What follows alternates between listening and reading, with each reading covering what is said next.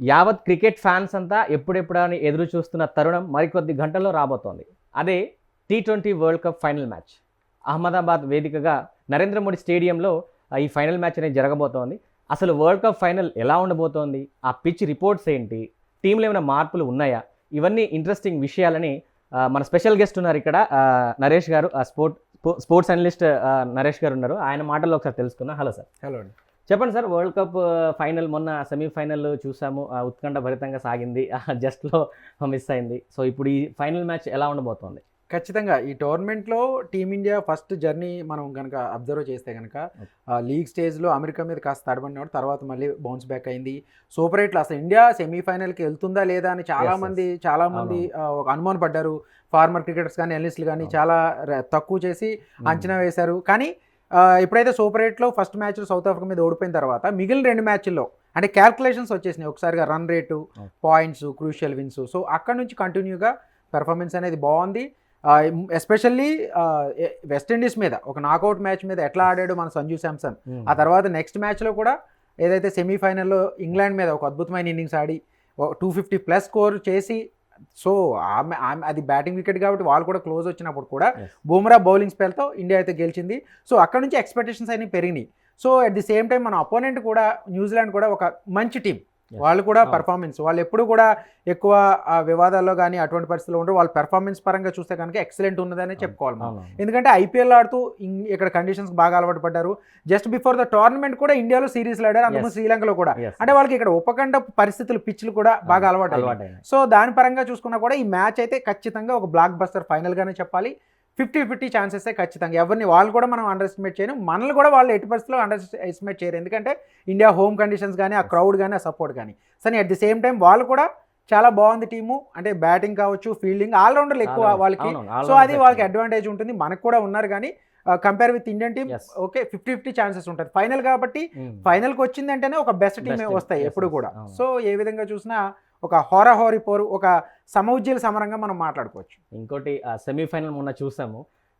First మన batting అనేది దాదాపు 253 అనేది నాటే స్మాల్ స్కోర్ అది. ఎందుకంటే ఫస్ట్ డౌన్ బ్యాటింగే 253 అంటే ఈ టీ20లో దాదాపు second highest score, I think 256 something, second highest score అది. ఆ హైయెస్ట్ స్కోర్ చూసి క్రికెట్ ఫ్యాన్స్ అంతా మనమే సెమీస్ గెలిచేస్తామని అనుకున్నాం. కానీ అసలు క్రికెట్లో ఎప్పుడు ఏం జరుగుతుందో మనం ఎక్స్పెక్ట్ చేయాలి. Especially T20 format, that England అనేది దగ్గరగా జస్ట్ 7 రన్స్ అనేది అసలు ఎవరు ఎక్స్పెక్ట్ చేయండి. ఎలా అనిపించింది సెమీఫైనల్ మీకు? మనం సెమీఫైనల్లో చూసుకున్నాం కొన్ని థింగ్స్, టర్నింగ్ పాయింట్స్గా చెప్పుకోవాలి. ఎందుకంటే Sanju Samson catch Harry Brook పట్టుంటే 15 రన్స్ దగ్గర అది రిజల్ట్ అంత స్కోర్ వచ్చేదే కాదా. అలాగే మనకి బౌలింగ్లో 16th over and 18th over Bumrah ఎటువంటి స్పెల్స్ వేసాడు, ఎంత అద్భుతమైన స్పెల్స్ వేసాడు, అది మ్యాచ్ వినింగ్. అలాగే ఎస్పెషల్లీ క్యాచెస్, అక్షర్ పటేల్ ఒక అద్భుతమైన క్యాచ్ అనుకోండి బౌండరీ లైన్ దగ్గర. మిగిలిన మనం చూసుకుంటే ఓవరాల్ గా ఈ టర్నింగ్ పాయింట్స్. సో అంత స్కోర్ కొట్టిన తర్వాత కూడా మనం అంటే దాదాపు ఓన్లీ 7 runs 6 runs తో గెలవడం అనేది ఒక విధంగా ఇంగ్లాండ్ కూడా ఏ విధంగా ఆడింది అనేది మాకు క్లియర్ గా అర్థమవుతుంది. ఎక్స్పెక్ట్ చేయలేదు. పవర్ ప్లే లో కూడా వాళ్ళు ఏం పెద్ద స్కోర్ కొట్టలేదు, వికెట్లు లాస్ అయ్యారు. సో 1 side విక్టరీ అనుకున్నారు. కానీ దాన్ని అక్కడ వరకు తీసుకొచ్చారంటే ఖచ్చితంగా జాకబ్ బెథెల్ ఇన్నింగ్స్ అనే చెప్పుకోవాలి. అట్ ది సేమ్ టైం మన బౌలింగ్ ఎంతవరకు కొంచెం ఆందోళన కలిగించే ఆ విధంగా జరిగింది. సో ఎక్స్ట్రాలు కానీ మిగిలిన ఫీల్డింగ్ బాగా కన్సిడర్ చేశారు. కానీ బౌలింగ్ కొంచెం ఇంప్రూవ్ అయి ఉంటే 200 లోపే మనం కంట్రోల్ చేసే అవకాశం ఉండేది.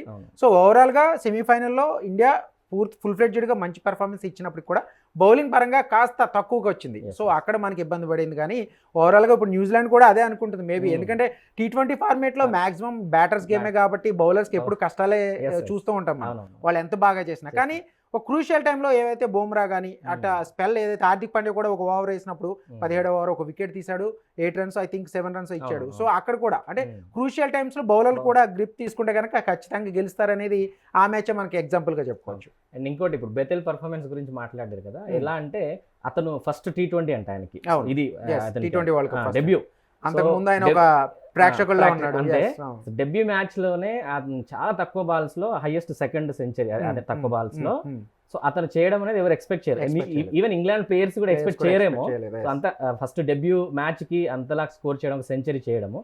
సో ఇప్పుడు ఫైనల్లో ఆయనపై టీమ్ సైడ్ నుంచి, వాళ్ళ టీం సైడ్ నుంచి ఉంటుంది అనమాట ఒక అంచనాలు అనేవి ఉంటాయి. అంటే సెమీఫైనల్లో వాళ్ళు ఓడిపోయిన తర్వాత అందరూ కూడా స్టాండింగ్ ఓవేషన్ ఇచ్చారంటే, ఆ ఇంగ్లాండ్ ఆ మ్యాచ్ ఓడిపోయినప్పుడు కూడా బెతల్ అనేది ఒక హీరో అవును. ఆ మ్యాచ్ వరకు. అవును. అంటే మ్యాచ్ రిజల్ట్ పక్కన పెడితే పెడతాం. ఇంగ్లాండ్ ఇంటికి వెళ్ళిపోయినప్పటికి కూడా అవును. బెతల్ అనేది ఒక హీరోగా చెప్పుకున్నారు చాలా మంది. ఎందుకంటే అతను ఆడిన షాట్స్ చూస్తే కనుక Yes, yes. అది complete pure cricketing shots. Yes, yes. నాటుగా కొట్టినట్టు అడ్డదిడ్డంగా ఆడినట్టు కాకుండా అవును. ప్యూర్ క్రికెట్ షాట్స్ ఆడాడు. అంటే మళ్ళీ ఎట్లా ఆ క్వాలిటీ angles- ఆఫ్ క్రికెట్ ఎట్లా ఉంటుంది Yes, అని yes. T20 అయినా టెస్ట్ అయినా Ah. మనకు క్వాలిటీ ఆఫ్ క్రికెట్ చూస్తారు Yes, చాలా మంది. అవును. అది మనకు కనిపించింది Yes. స్పష్టంగా. అండ్ ఇంకోటి చెప్పాలి అని అంటే ఇప్పుడు మనకు సంజు శాంసన్ గురించి మాట్లాడితే Mm. గత 2 మ్యాచ్ల్లో ఆ సెంచరీ మిస్ అయింది. అసలు మొన్నటి మ్యాచ్లో సెమీఫైనల్లో ఖచ్చితంగా సెంచరీ చేస్తారని దాదాపు ఫ్యాన్స్ అందరూ అనుకున్నారు. యాక్చువల్గా ఆ క్యాచ్ అనేది మిస్ అయ్యి ఉంటే ఖచ్చితంగా సంజు శాంసన్ అనేది సెంచరీ స్కోర్ చేసేవాడు. దాదాపు ఇప్పుడు కీలకమైన మ్యాచ్లో అతను ఫామ్లోకి రావడము, Yes. ఫ్యాన్స్ కూడా జస్ట్లో 2 మ్యాచ్ల్లో ఎడ్జ్లోకి వెళ్ళిపోయింది. సెంచరీ చేస్తుంటే ఇంకా వేరే లెవెల్లో ఉండేది. ఫస్ట్లో ఫామ్లో లేడు, అందరూ డిసప్పాయింట్ అయ్యారు. ఫ్యాన్స్ కూడా ఇక ఆడాడు కావచ్చు అనుకున్నారు. అనుకున్న టైంలో ఫామ్లోకి రావడం అనేది ఎలా అనిపిస్తుంది అది? సంజు శాంసన్ కెరీర్ చూస్తే కనుక 2015లో డెబ్యూ చేశాడు. Yes. చాలా ఎక్కువ పలు అవకాశాలు ఇచ్చినా చాలా ఫెయిల్ అయ్యాడు.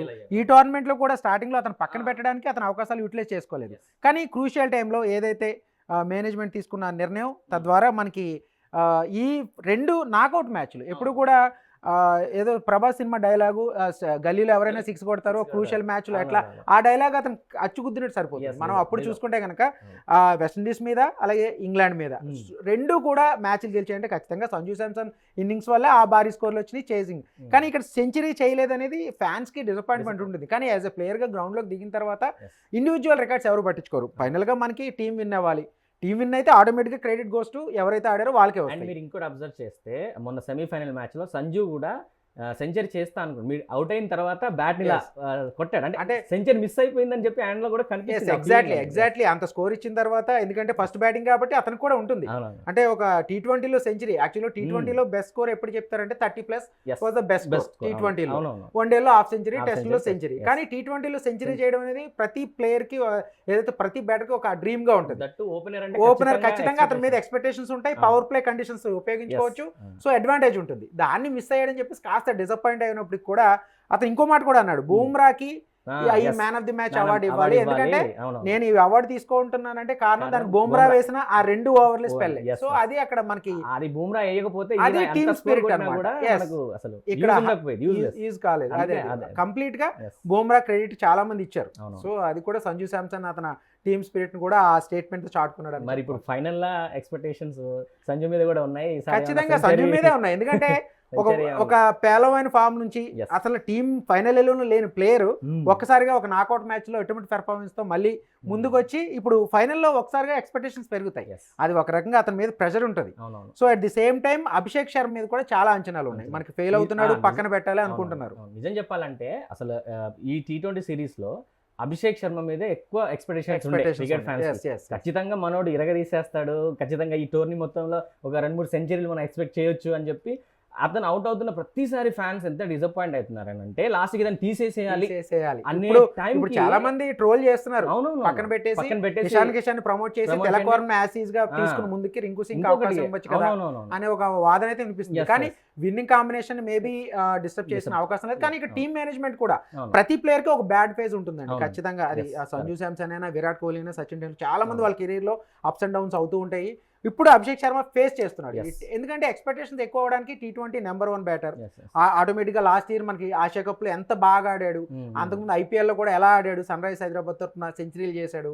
సో అటువంటి పెర్ఫార్మెన్స్ ఉన్నప్పుడు ఆటోమేటిక్ గా ఎక్స్పెక్టేషన్స్ పెరుగుతాయి. కానీ వరుసగా ఫెయిల్యూర్ అయిపోయిన తర్వాత కాస్త ప్రెషర్ అనేది ఉంటుంది, మైండ్ లో తిరుగుతూనే ఉంటుంది. కానీ సంజు శాంసన్ కానీ గంభీర్ కానీ చెప్తున్న మాట ఏదైతే ఒకటి అది ఒక 2-3 ఓవర్లు చాలు ఒక బ్యాట్స్మెన్ కుదురుకోవడానికి. ఖచ్చితంగా మళ్ళీ మ్యాచ్ విన్నింగ్ ఇన్నింగ్స్ ఖచ్చితంగా అభిషేక్ శర్మ. అది ఫైనల్ గా కావచ్చేమో అని చెప్పేసి ఆల్రెడీ చెప్తున్నాను. ఇంకొకటి శాంసన్ కూడా ఫస్ట్ లో అట్లనే మొత్తం ఖచ్చితంగా నాకౌట్ మ్యాచ్ లో ఇక టేకప్ అయిపోయాడు. ఇప్పుడు కాన్ఫిడెన్స్ ఫుల్ గా ఉంది. ఇప్పుడు అభిషేక్ శర్మ మీద ఫోకస్ ఉంటుంది అందరికి. ఇక్కడ సంజు శాంసన్ మీద ఎక్కువ ఫోకస్ పెట్టారు కదా. ఇప్పుడు న్యూజిలాండ్ బౌలర్లు సంజు శాంసన్ మీద పెడతారు, కానీ అభిషేక్ శర్మ మీద పట్టించుకోరు. ఎందుకంటే ఆల్రెడీ ఫ్లాప్ లో ఉన్నాడు కాబట్టి అనుకుంటారు. కానీ చాలా మంది చెప్తున్నది ఏంటంటే ఫ్యాన్స్ ఖచ్చితంగా అభిషేక్ శర్మ ఫైనల్లో ఆడతాడు ఏమో, ఫైనల్ రోజు అదే ఉంటుంది. ఒక్కసారిగా ఈ వైఫల్యాలన్నీ మర్చిపోతాడు. ఇప్పుడు శాంసన్ కి ఒక 3 మ్యాచ్ల అవకాశం వచ్చింది. అంటే టేకప్ అవ్వడానికి. Yes. కానీ ఇప్పుడు అభిషేక్ ముందర ఉంది ఏంటంటే ఒక్కటే one and only final match లోనే ఖచ్చితంగా ఆయన పర్ఫామ్ చేయాలి. అయిపోయింది ఇప్పుడు. ఖచ్చితంగా మనం ఒకటే అడుగు దూరంలో ఉన్నాం, ఒక మ్యాచ్ లో ఒక దూరంలో మ్యాచ్ ఉన్నాం. లో పెర్ఫామ్ చేస్తే Perform చేస్తే కప్ వచ్చేస్తుంది మూడోసారి ఇండియాకి ఓవరాల్. ఇప్పుడు ఈ మ్యాచ్ లో కనుక అభిషేక్ శర్మ పర్ఫార్మెన్స్ మంచిగా ఉంటే ఈ పాతవన్నీ మర్చిపోతారు, ఖచ్చితంగా మర్చిపోతారు.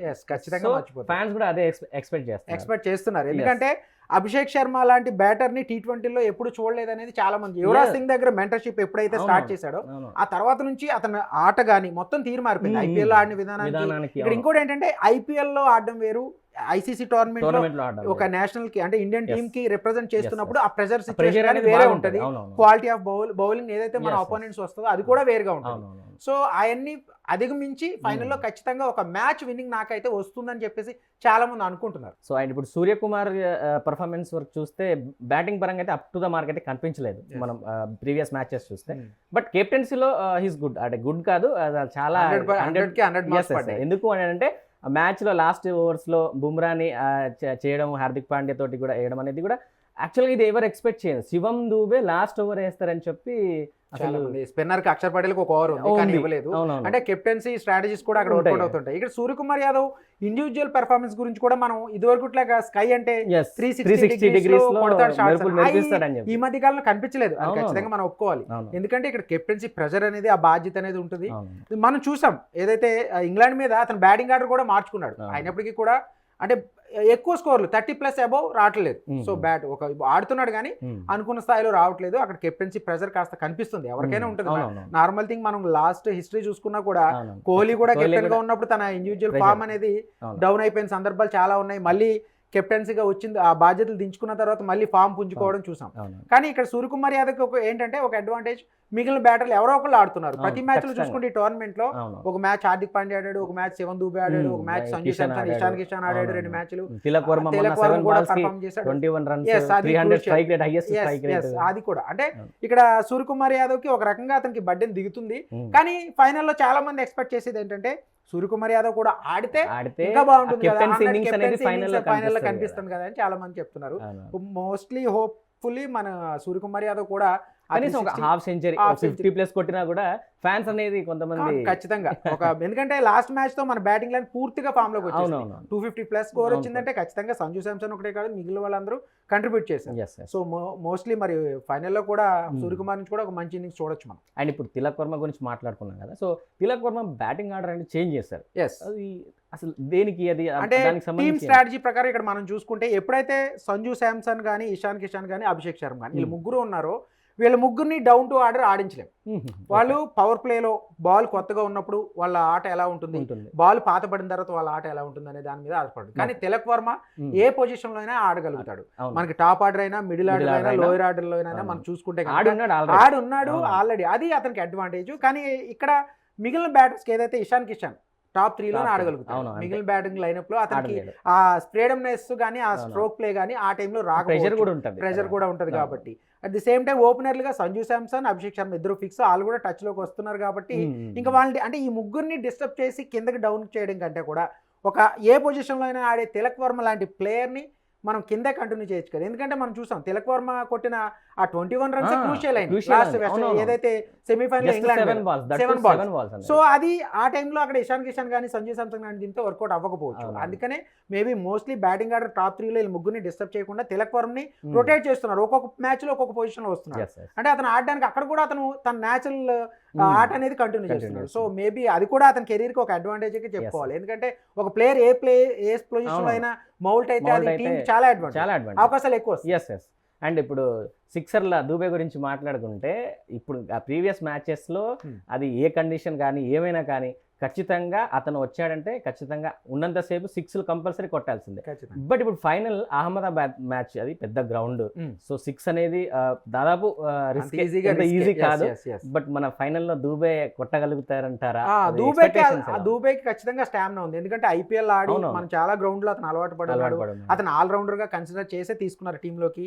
ముఖ్యంగా చివరి స్లాగ్ ఓవర్స్ లో ఏదైతే ఇంపార్టెంట్ హార్దిక్ పాండ్యా కానీ, దూబే కానీ, ఆ తర్వాత వచ్చి అక్షర్ పటేల్ కానీ, అంటే సిక్సర్లు కొట్టకపోయినా అంటే గ్యాప్ చూసి ఇక్కడ మనకి అహ్మదాబాద్ గ్రౌండ్ లో ఏంటంటే భారీ సిక్సర్లు కొట్టడం కంటే కూడా బౌండరీస్ కానీ 2-3 రన్స్ ఏదైతే wicket between the wickets between the ఎట్లా రన్ wickets. చేస్తారనేది అవునవును. క్రూషియల్. క్రూషియల్ ఎస్ ఫైనల్లో కాదు ఏ క్రికెట్ ఏ మ్యాచ్ cricket- లోనే 2-3 రన్స్ కూడా అనేది- డిసైడ్ చేసిన సందర్భాలు ఉన్నాయి. అవునవును సో ఒకవేళ 6 కొట్టి పరిస్థితి ఉన్నా కూడా ఫీల్డర్స్ పొజిషన్స్ చూసుకుని కొడతాడు. అవును లాస్ట్ ఓవర్లో అబౌవ్ అంటే 16 ఓవర్స్ తర్వాత మేబీ వికెట్లు ఉంటాయి కాబట్టి వికెట్లు ఉన్నా లేకపోతే హిట్టింగ్ ట్రై చేస్తారు. yes. కానీ అహ్మదాబాద్ స్టేడియంలో ఖచ్చితంగా 6 కొట్టాలంటే చాలా రిస్క్ తీసుకోవాలి. చాలా Hmm. పెద్ద గ్రౌండ్ కాబట్టి 75 మీటర్స్ Meters ఉంటుంది. ఉంటది, అవునవును. సో బౌండరీ లైన్ దగ్గర Boundary ఫీల్డర్స్ కి క్యాచ్ ఇచ్చే Catch అవకాశాలు ఇచ్చే ఎక్కువగా అవకాశాలు ఉంటాయి. ఉంటాయి, అవును. సో దాన్ని అధిగమించడానికి మోస్ట్లీ గ్యాప్ చూసి కొడతాడు. శివన్ దుబే కూడా హైట్ ఉంటాడు Height కాబట్టి ఉంటాడు కాబట్టి అతను అతనికి easy అది. అవగాహన ఉంటుంది. అహ్మదాబాద్ పిచ్ మీద కూడా ఆ గ్రౌండ్ మీద కూడా మేబీ మోస్ట్లీ మనకి ఏదైతే లాస్ట్ మ్యాచ్ లో చూసాం అటువంటి పెర్ఫార్మెన్స్ మనం దుబే నుంచి కూడా Expect అహ్మదాబాద్ లో ఖచ్చితంగా ఎక్స్పెక్ట్ చేయొచ్చు. అండ్ ఇప్పుడు బౌలింగ్ పరంగా చూసుకుంటే ఈ టోర్నీలో చూసుకుంటే మొత్తం మీద up to the mark bowling అనేది లేదు. Yes. ఎందుకు అంటే మన ఫాస్ట్ బౌలర్ని చూసుకున్న స్పిన్నర్స్ ని చూసుకున్నా Hmm. ఇంతకు ముందు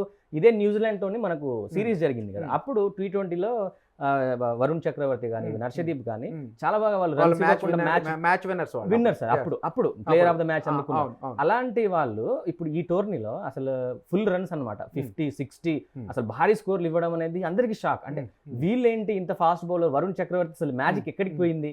అందుకే ఇప్పుడు చాలా మంది స్పోర్ట్స్ అనలిస్టులు కూడా ఇప్పుడు ఫైనల్లో న్యూజిలాండ్ సైడే కొంచెం 50-50 ఛాన్సెస్ కూడా కాదు ఎడ్జ్ అదే ఇవ్వడానికి reason కారణం అదే ఎందుకంటే అంటున్నారు. ఈ టోర్నమెంట్ లో స్టార్టింగ్ నుంచి మన బౌలింగ్ ఒకటే బాగా కన్సర్న్. అవును, ఫీల్డింగ్ ఇంప్రూవ్ అయింది, బ్యాటింగ్ అందరూ కూడా టచ్ లో Improve వచ్చేసారు. అయింది, కానీ బౌలింగ్ పరంగా చూసుకుంటే కనుక హర్షదీప్ సింగ్ T20లో ఒక best economy bowler. Yes, yes. అటువంటి బౌలర్ కూడా ఇబ్బంది పడుతున్నాడు అంటే ఆ ఫ్లాట్ వికెట్స్ కానీ అవును. అతనికి ఆ రిథమ్ అందుకోలేకపోతున్నప్పుడు అంటే ఆ వికెట్స్ కూడా వైడ్స్ ఎక్కువ వైడ్స్ కూడా చాలా ఎక్స్ట్రా కానీ అక్కడ 3 వైడ్లు వేసినా కూడా ఆ రోజు ఒక ఎక్సలెంట్ వికెట్ అయితే వికెట్ అయితే తీశాడు. తీసారు. అది కూడా మనం ఖచ్చితంగా మెచ్చుకోవాలి. దట్టు లాస్ట్ స్టేజ్ లో వైడ్స్ వేయడం వల్ల ఫ్యాన్స్ కూడా బాగా డిసప్పాయింట్ అవుతుంది. అసలు ఈ ప్రైమ్ లో వైడ్స్ ఏంటి. చాలా మంది ఏంటంటే హర్షదీప్ సింగ్ డ్రాప్ చేసి సిరాజ్ కి అవకాశం ఇవ్వచ్చు కదా అనేది కూడా ఉంది ఫైనల్. అవునవును. కానీ హర్షదీప్ సింగ్ కంపేర్ విత్ సిరాజ్ చేసుకుంటే కనుక T20లో హర్షదీప్ బెస్ట్ బౌలర్. అది ఈ టోర్నమెంట్ లో అతను ఎకానమీ దెబ్బతిని ఉండొచ్చు కానీ క్రూషియల్ టైంలో మంచిగానే ఆడతాడని ఒక ఆ ప్రెజర్ ని టేక్ ఓవర్ చేస్తాడనేది ఒక అతని మీద పేరు ఉంది. అలాగే వరుణ్ చక్రవర్తి బౌలింగ్ గురించి మీరు అడిగారు. వరుణ్ చక్రవర్తి బౌలింగ్ ని చాలా మంది ఈజీగా ఆడేస్తున్నారు. మనం చూడొచ్చు లెఫ్ట్ హ్యాండర్స్ రైట్ హ్యాండర్స్ కూడా పిక్ చేసేస్తున్నారు. యాక్చువల్ గా మిస్టరీ స్పిన్నర్ ని అంత ఈజీగా పిక్ చేయలేరు, ఎవరు కూడా ఆడలేరు. మనం గతంలో సునీల్ నారాయణ చూసాం, అతను కొన్నాళ్ళు చాలా ఎఫెక్టివ్ గా బౌలింగ్ చేశాడు. కానీ లాస్ట్ ఒక 2-3 ఇయర్స్ గా అతను బౌలర్ గా కన్సిడర్ చేయట్లేదు, కేవలం ఓపెనింగ్ బ్యాటర్ గా మన IPL లో చూసాం. అటువంటి అంటే ఆ డీకోడ్ చేసేసారు, వాళ్ళకి అలవాటు పడ్డారు. అతని వీక్నెస్ మీద అంటే అటాకింగ్ ఆడేస్తున్నారు, పిక్ చేసేస్తున్నారు. సో వరుణ్ చక్రవర్తి కూడా ఇంకొంచెం ఇంప్రూవ్ చేసుకోవాల్సిన పరిస్థితి అయితే ఉంది. అతను బౌలింగ్ మార్పులు చేసుకోవాలి ఖచ్చితంగా. ఇప్పుడు చాలా ఎక్కువ రన్స్ ఇచ్చేస్తారు. ఇదే విషయంలో ఇప్పుడు వరుణ్ చక్రవర్తి అసలు చాలా బాగా అసలు ఏం లేదు అతని పర్ఫార్మెన్స్. అతని ప్లేస్ ని మన కుల్దీప్ తో రీప్లేస్ చేయొచ్చు కదా. ఎందుకంటే ఇప్పుడు Ahmedabad pitch red soil black soil రెండు కూడా మిక్స్డ్ వికెట్ రూపొందిస్తున్నారని ఆల్రెడీ న్యూస్ ఉంది. అంటే దీని ప్రకారం చూసుకుంటే బౌలర్స్ కి ఎస్పెషల్లీ స్పిన్నర్స్ కి అహ్మదాబాద్ పిచ్ లో స్పిన్నర్స్ కీ రోల్ ఉంటుంది. ఎందుకంటే బిగ్గెస్ట్ స్టేడియం కాబట్టి వాళ్ళు షాట్లు కొట్టే ట్రై చేసినప్పుడు క్యాచ్ దొరుకుతాయి. సో కుల్దీప్ యాదవ్ బౌలింగ్ ని న్యూజిలాండ్ బ్యాటర్స్ ఇబ్బంది పడిన సందర్భాలు గతంలో చాలా ఉన్నాయి. అందుకని వరుణ్ చక్రవర్తిని డ్రాప్ చేసి కుల్దీప్ యాదవ్ తీసుకునే అవకాశం ఉందా అనేది కూడా ఒక చర్చ అయితే నడుస్తుంది. చాలా మంది సజెస్ట్ చేస్తున్నారు. కానీ Gambhir point of view, Suryakumar point of view లో మాత్రం టీమ్ కాంబినేషన్ ఏదైతే విన్నింగ్ కాంబినేషన్ డిస్టర్బ్ చేయకుండా ఇదే కంటిన్యూ చేస్తే ఆ ఫ్లో మిస్ అవ్వకుండా ఉంటదని చెప్పేసి అనుకుంటున్నారు.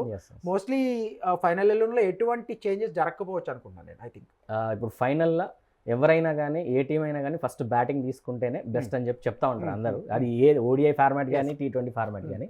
సో ఒకవేళ మనం బ్యాటింగ్ ఫస్ట్ తీసుకుంటే సెమీస్లో తీసుకున్నట్టు సో ఎంత స్కోర్ ఎక్స్పెక్ట్ చేయొచ్చు మన టీం నుంచి? మనకి ఇప్పుడున్న ఫామ్లో బ్యాట్స్మెన్స్ చూసి మనకు విన్ అవ్వాలంటే ఎంత స్కోర్ 200+ అట్లా అందులో వచ్చే ఛాన్సెస్ ఉన్నాయి ఆ మోడీ స్టేడియం. అంటే వరల్డ్ కప్ ఫైనల్లో ఖచ్చితంగా 180+ స్కోర్ ఎప్పుడు కూడా ఒక ప్రెజర్ సిచ్యువేషన్ ఉంటుంది.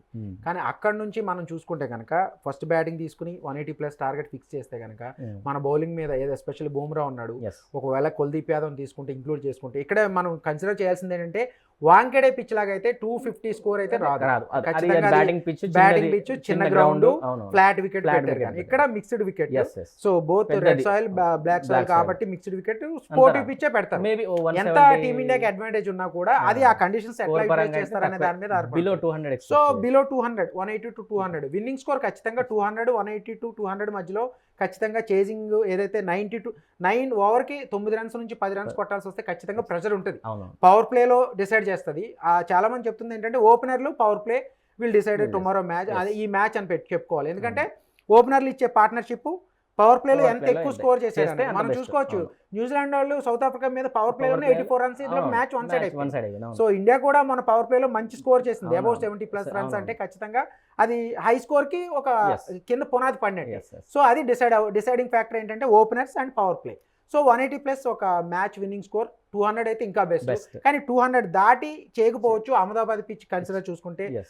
మొత్తం స్క్వేర్ యార్డ్స్ మొత్తం అన్ని చూసుకుంటే కనుక బిగ్గెస్ట్ స్టేడియం కాబట్టి సిక్సర్లు కూడా అంత ఈజీగా వెళ్ళవు. వెళ్ళవు. సో మేబీ హ్యాండ్ పవర్ అలాగే క్లవర్ స్ట్రోక్ ప్లే కానీ Yes. చాలా తెలివిగా ఆడాల్సి ఉంటుంది ఉంటుంది. ఫీల్డర్స్ మధ్యలోంచి. అవును. మరి మన బ్యాటల్ కానీ వాళ్ళ బ్యాటల్ కానీ అదే ఫాలో అవుతారు నాకు. ఫైనల్ గా మోడీ స్టేడియం గురించి చూసుకుంటే Hmm. పిచ్ రిపోర్ట్ ఎలా ఉండబోతుంది? బ్లాక్ సాయిల్ రెడ్ సాయిల్ అసలు ఎట్లా ఇక్కడ మోడీ స్టేడియం అనగానే చాలా మంది ఇండియన్ ఫ్యాన్స్ కి ఏంటంటే అది ఒక సెంటిమెంట్, మనకి కలిసి రాలేదు. ఎందుకంటే 2023లో వన్డే వరల్డ్ కప్ ఫైనల్లో ఓడిపోయాము. అలాగే రీసెంట్ గా ఈ టోర్నమెంట్ లో సూపర్ 8 లో కూడా ఆ రోజు black soil South pitch Africa తోటి, అవును. సౌత్ ఆఫ్రికాతో ఓడిపోయాము. ఓడిపోయాము. సో ఇక్కడ పిచ్ రిపోర్ట్ చూసుకుంటే కనుక మిక్స్డ్ వికెట్. Yes. యాక్చువల్గా హోమ్ టీంకి ఎప్పుడు అడ్వాంటేజ్ ఏంటంటే మనకు అనుకూలమైన పిచ్ రూపొందించుకునే అవకాశం ఉంటుంది. అవును. కానీ ఎంత అనుకూలమైన ఆ రోజు ఎవరు టాస్ గెలుస్తారు, చేజింగ్ ప్రిఫరెన్స్, ఆ మంచు ప్రభావం, బౌలర్లు ఇవన్నీ కూడా కన్సిడర్. కేవలం టాస్ తోనే మ్యాచ్ గెలవలేరు, అలాగే చేజింగ్ లోనే మ్యాచ్ గెలవలేరు, ఫస్ట్ బ్యాటింగ్ తోనే. అవును. కానీ అన్నీ కలిసి రావాలి. కలిసి రావాలి. పిచ్ రిపోర్ట్ అయితే 180+ 200 స్కోర్ అయితే ఉంటుంది. బోత్ అంటే ఒక స్పోర్టింగ్ వికెట్, ఎవరికి అనుకూలం కాదు, ఎవరికి వ్యతిరేకం కాదు Yes. అన్నట్టు ఇద్దరికి సమాన అవకాశాలు. ఎప్పుడు కూడా ఐసీసీ టోర్నమెంట్లు ఎప్పుడు పెట్టినా, మెగా టోర్నమెంట్ పెట్టినప్పుడు ఆ పిచ్ అనేది వన్ సైడ్ ఉండదు. మోస్ట్లీ ఆ రోజు ఎవరు బాగా ఆడితే, ఆ ప్రజర్ని ఎవరు బాగా హ్యాండిల్ చేయగలుగుతారో వాళ్ళు పై చేసి సాధిస్తారు. Okay. సో మోస్ట్లీ 180+ స్కోర్, 200 లోపు ఉంటుంది, స్పోర్టింగ్ వికెట్ ఉంటుంది. So both bowlers and batters కూడా అడ్వాంటేజ్. అంటే కుదురుకుంటే బ్యాటర్స్ కూడా మంచి స్ట్రోక్ చేయొచ్చు, ఒక భారీ స్కోర్లు చేసే అవకాశం ఉంటుంది. అంటే భారీ స్కోర్ అంటే 200 అబోవ్ వెళ్ళకపోవచ్చు.